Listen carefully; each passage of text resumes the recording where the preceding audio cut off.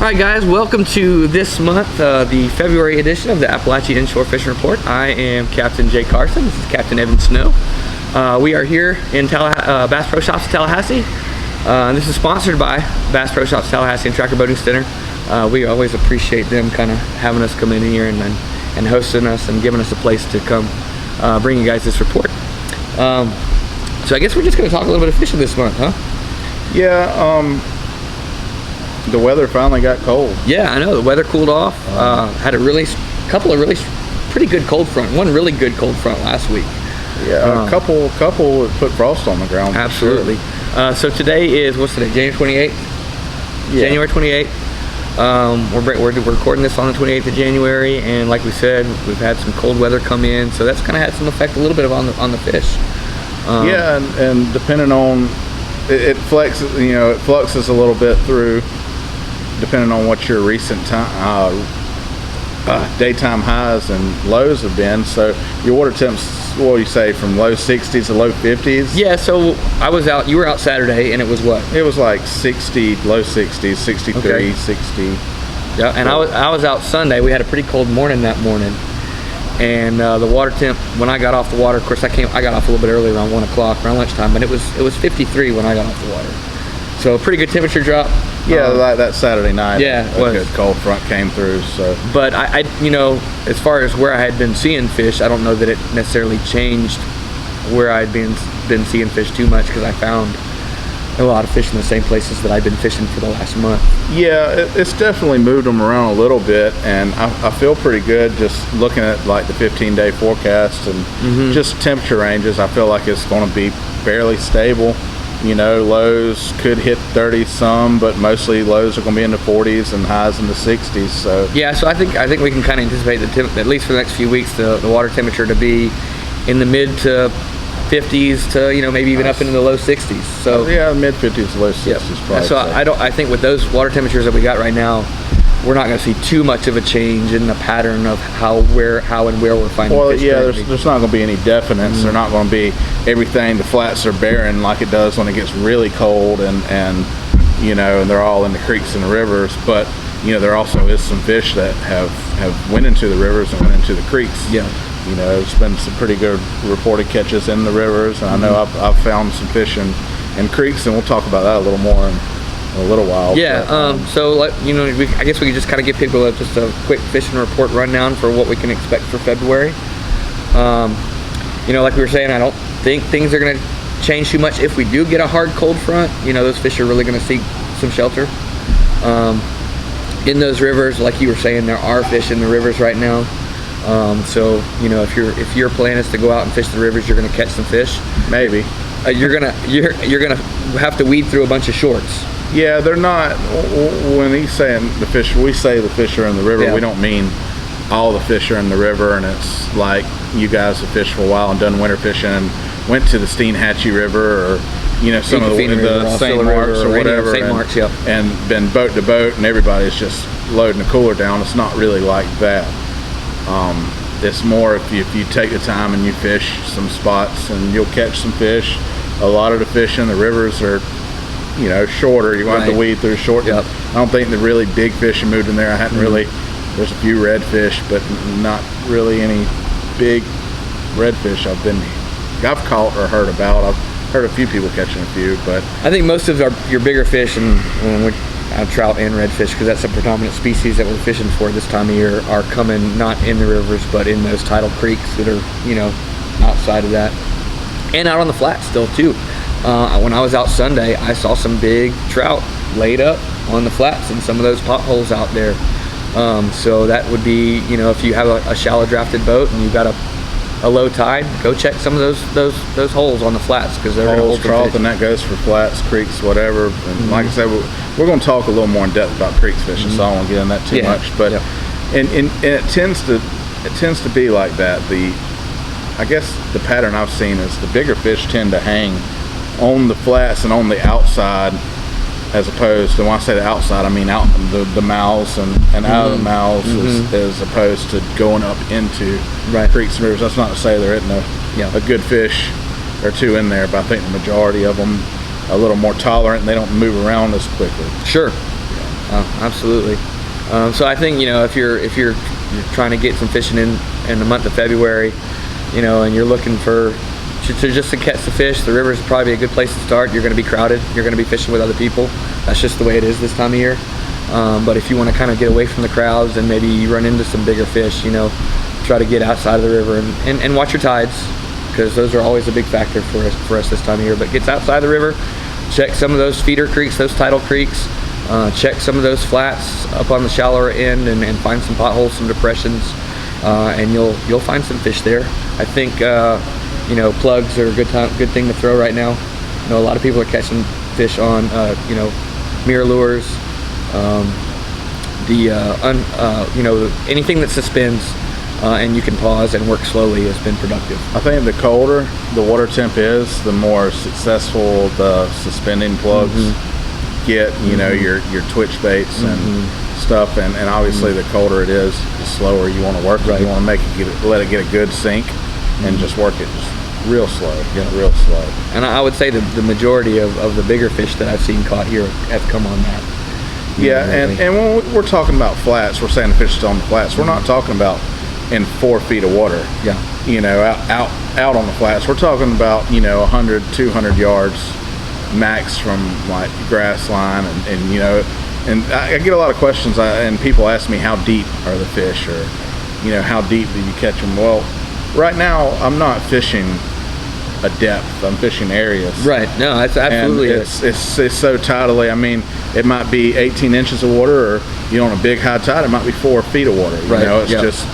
It's more about the location. Yeah, you're not looking for a depth like in the spring or in the summer sometimes when you go out there looking for a depth zone. Yeah, I had somebody ask me the other day, hey, how deep are the fish? And I was like, well, it's hard to answer that right now, because there's not really a consistent depth that you find them in.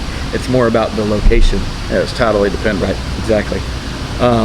So that being said, we want to transition a little bit over. Something new that we're going to do this month is incorporate some pictures that we have from some recent trips.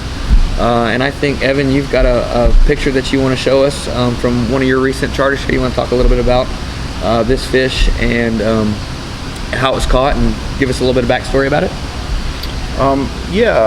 So we've been kind of, like I said, in and out of the creeks, and we were in a creek here and kind of back away from some people, and had some folks on the boat, and I'm drawing a blank. His name was Christopher. I'm not sure of his last name. I have to look it up later. Sorry, Christopher, if you're watching this.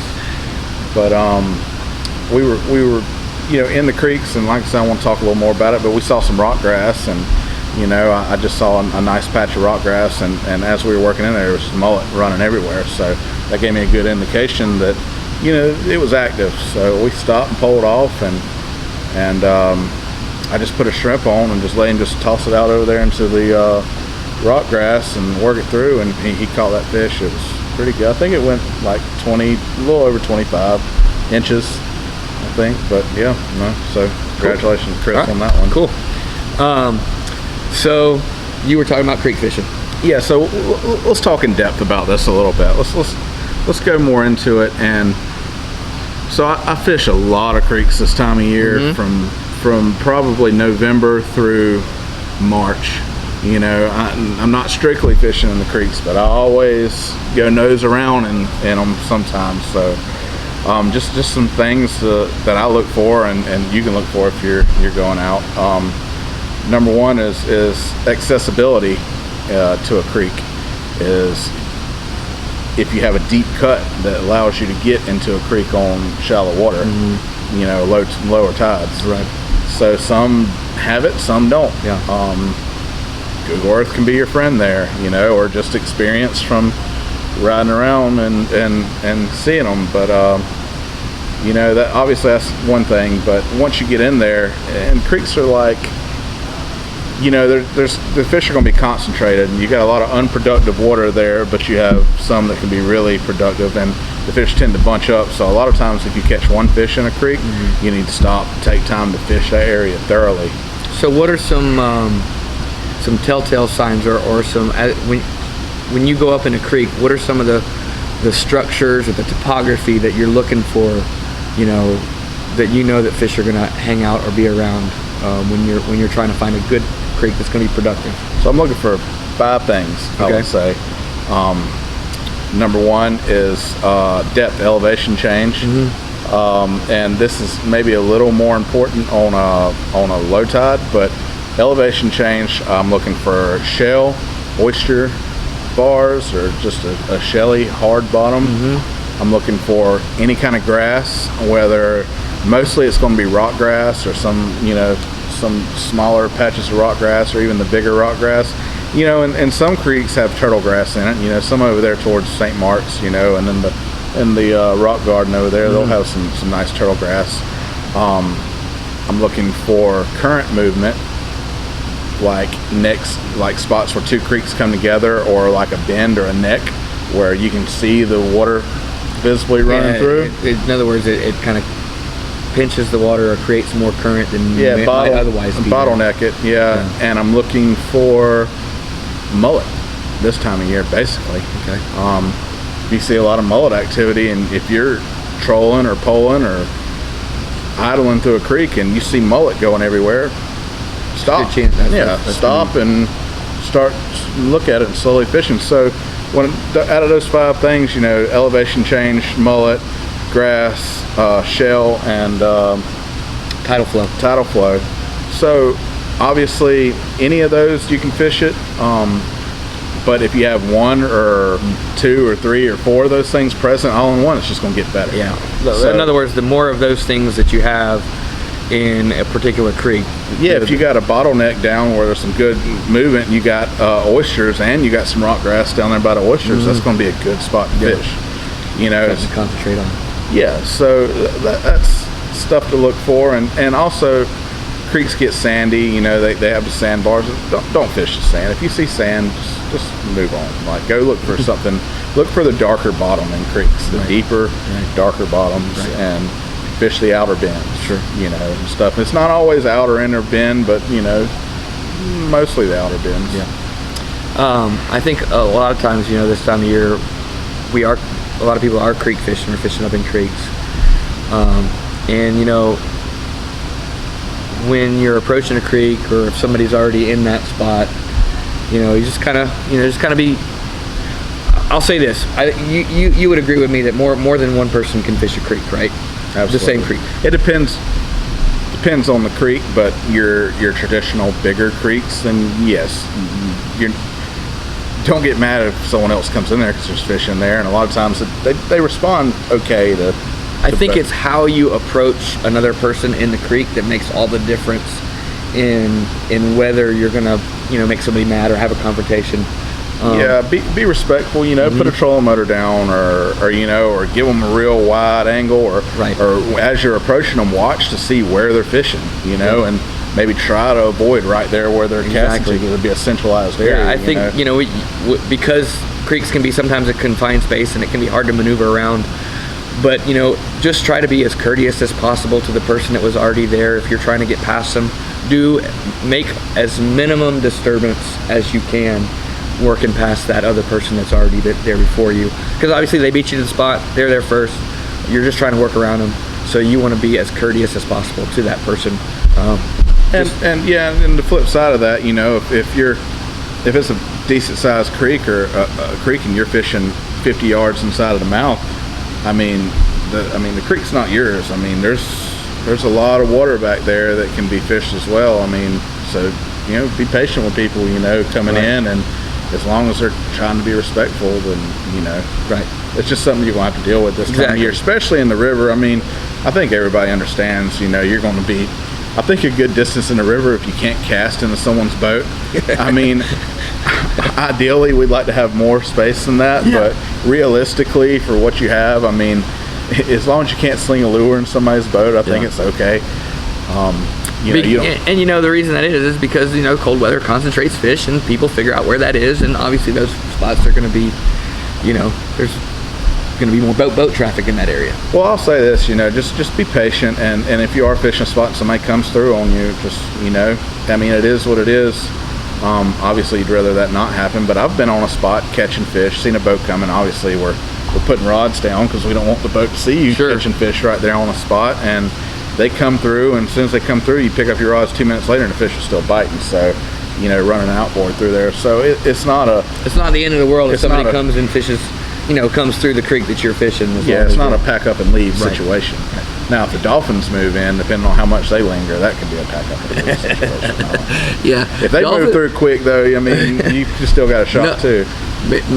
You may like seeing the dolphins out there, but you can just forget you're fishing for that spot. Yeah, if they run up in your hole and start running, jumping mullet up in the bushes and swirling around, you might as well move on. So anyway, all right. Well, I think that about wraps us up for this month. I thought that was a pretty good conversation on creek fishing.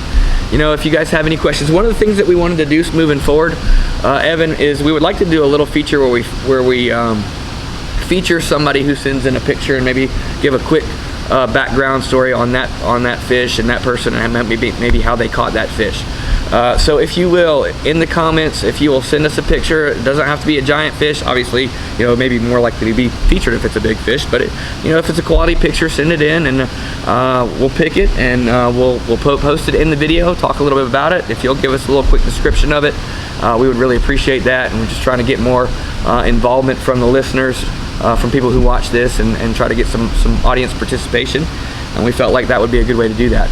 And also we're thinking about, while we're talking, we're thinking about doing maybe we talked about a podcast, but maybe we're talking about doing a live video that goes longer. You can also come back and watch it later, but maybe doing like a 45-minute version where we get more in depth and we have a guest, and you know, it's a little more relaxed format. If that's something you like to see, maybe let us know. Yeah, let us know in the comments again. You know, so you know, we're thinking about changing the format, but also send us those pictures. Send in those pictures, put them in the comments, and then if you would like to see maybe a more in-depth, detailed, longer version of this, let us know in the comments as well. Or we just have a little more conversation. Sure, absolutely. Well, appreciate Bass Pro Shop for having us, Tracker Boating Center, and thanks for watching, and we'll see you next time.